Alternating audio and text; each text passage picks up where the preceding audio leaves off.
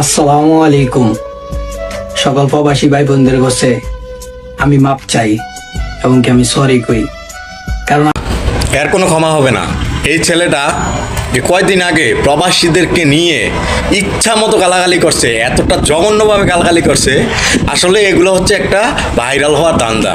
তাদের টার্গেট যে এইগুলো করলে আমরা ভাইরাল হবো, ভাইরাল হওয়ার পরে আইসা আবার ক্ষমা চামো। কয়েকদিন আগে কিন্তু হ্যাডাম দেখায় অনেক গালাগালি করছে, এখন আবার সে লাইভে আইসা বলতেছে যে বলে সবার কাছে ক্ষমা চাই। এইভাবে ক্ষমা চাইলে হবে না। আসলে এটা এখন একটা কন্টেন্ট ক্রিয়েটরদের ব্যবসা হয়ে গেছে, মানে এটা হয়ে গেছে তাদের কাছে ট্রেন্ড, যে কোনো কিছু হইলেই প্রত্যেকবার ভাইরাল হওয়ার জন্য এটা একটা নতুন টেকনিক ইউজ করতেছে যে ভাইরাল হতেই হবে। তো কি করলে ভাইরাল হওয়া যাবে? আসলে সহজে যদি কেউ ভাইরাল হতে চায় তাহলে দুইটা টেকনিক ইউজ করে। এর ভিতরে নাম্বার ওয়ান টেকনিক ইউজ করে যে প্রবাসীদেরকে নিয়ে গালাগালি করা।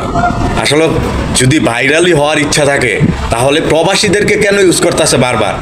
এর জন্য কঠিন একটা শাস্তির ব্যবস্থা করতে হবে। এভাবে সহজে ক্ষমা চাইলে হবে না। আসলে প্রবাসী যত ভাই আছেন সবাই মিলে এটার প্রতিবাদ জানান। এভাবে হয় না। সবাই খালি ভাইরাল হওয়ার জন্য, সে তার র্যাঙ্কিং বাড়ানোর জন্য প্রবাসীদেরকে ব্যবহার করবে, গালাগালি করবে প্রবাসী ফ্যামিলি নিয়ে।